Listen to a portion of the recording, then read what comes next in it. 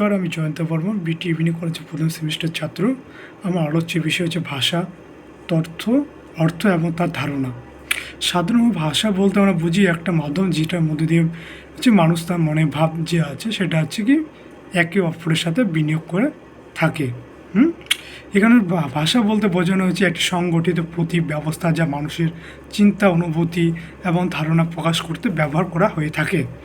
এটি যে ভাষা আছে তা হচ্ছে কি ব্যাকরণ অনুসারে তার হচ্ছে কি একটা জটিল কাঠামো। এর বৈশিষ্ট্যগুলির মধ্যে হলো ভাষা একটি প্রতিকার উপস্থাপন, ভাষার কতগুলি নিয়ম ভিত্তিক গঠন,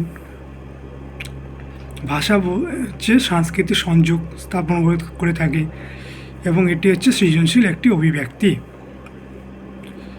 ভাষার মৌলিক উপাদানগুলি হলো, এক নম্বর হচ্ছে ধ্বনি বিজ্ঞান, যেখানে ভাষার শব্দ এবং উচ্চারণ ব্যবস্থা নিয়ে আলোচনা করা হয়ে থাকে।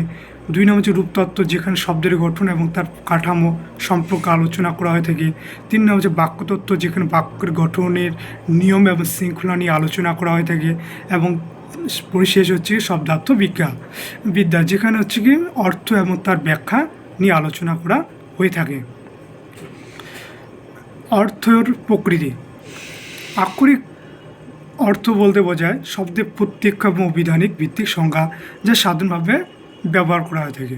প্রাসঙ্গিক অর্থ বলতে বোঝানো হয়েছে পরিস্থিতি এবং প্রেক্ষাপটের উপর নির্ভরশীল অর্থের পরিবর্তন। এবং আবেগজনিত অর্থ বলতে বোঝানো হয়েছে শব্দের সাথে যুক্ত অনুভূতি এবং মানসিক প্রভাব। সাংস্কৃতিকভাবে অর্থ বলতে বোঝানো হয়েছে সমাজ এবং সংস্কৃতি দ্বারা নির্ধারিত বিশেষ ব্যাখ্যা। ভাষা বিজ্ঞানের প্রধান কতগুলি শাখা আছে, তার মধ্যে প্রথম শাখা হচ্ছে ধ্বনিতত্ত্ব, যেখানে ভাষার শব্দ উৎপাদন এবং শ্রবণ প্রক্রিয়া নিয়ে আলোচনা করা হয়ে থাকে। দুই নম্বর হচ্ছে রূপবিজ্ঞান, যেখানে শব্দের ক্ষুদ্রতম অর্থপূর্ণ একক বিশ্লেষণ করা হয়ে থাকে।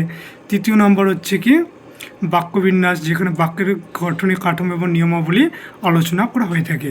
এবং হচ্ছে তারপর হচ্ছে শব্দার্থ বিজ্ঞান, যেখানে ভাষার অর্থ সৃষ্টি এবং ব্যাখ্যা অধ্যয়ন করা হয়ে থাকে। এবং পরিশেষ প্রধান শাখার মধ্যে পড়ছে হচ্ছে প্রয়োগবিদ্যা, যেখানে হচ্ছে কি প্রেক্ষাপটে ভাষার ব্যবহার বিশ্লেষণ করা হয়ে থাকে। শব্দার্থবিদ্যার অর্থে বিজ্ঞান যে আছে সেটা বোঝানো হয়। শব্দার্থবিদ্যা হলো হচ্ছে ভাষা বিজ্ঞান সেই শাখা, যেখানে ভাষার অর্থ কীভাবে সংরক্ষণ এবং সৃষ্টি হয়েছে সেটা নিয়ে আলোচনা করা হয়ে থাকে। এখানে সমার্থক, বিপরীতার্থ এবং প্রতি শব্দের মধ্যে সংযোগ স্থাপন করা হয়ে থাকে। পূর্ণ বাক্যের সামগ্রিক অর্থ নির্ধারণ করা হয়ে থাকে। ভাষা অর্জনের কতগুলো পর্যায় আছে সেটার মধ্যে দেখানো হচ্ছে কি শিশু জন্মের পর থেকে 1 বছরের মধ্যে সে শুধুমাত্র শব্দ শোনা এবং কণ্ঠস্বর পরিচিতি এসব সে শুরু করে থাকে।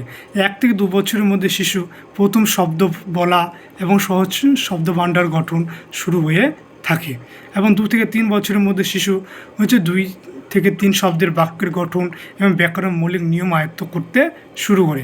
এবং 3 থেকে 5 বছরের মধ্যে সে শিশু জটিল বাক্যের ব্যবহার এবং দ্রুত শব্দভাণ্ডারের সম্প্রসারণ এবং তার ব্যবহার সে শুরু করে। এবং 5 বছরের ঊর্ধ্বে বা শিশুর উন্নত ভাষার দক্ষতা এবং বিমূর্ত চিন্তাভাবনা প্রকাশ করার ক্ষমতা সৃষ্টি হয়ে থাকে।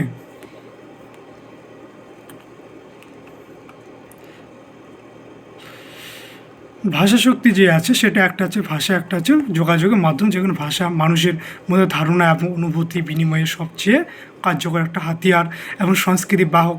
ভাষা যে আছে সেটা হচ্ছে বিভিন্ন জাতি আছে তাদের কালচার এবং তাদের ঐতিহ্য এবং ইতিহাসকে ধারণ করে থাকে। চিন্তার গঠন, ভাষা আমাদের চিন্তা ভাবনার এবং ধারণার যোগাযোগের একটা প্রভাবিত করে থাকে।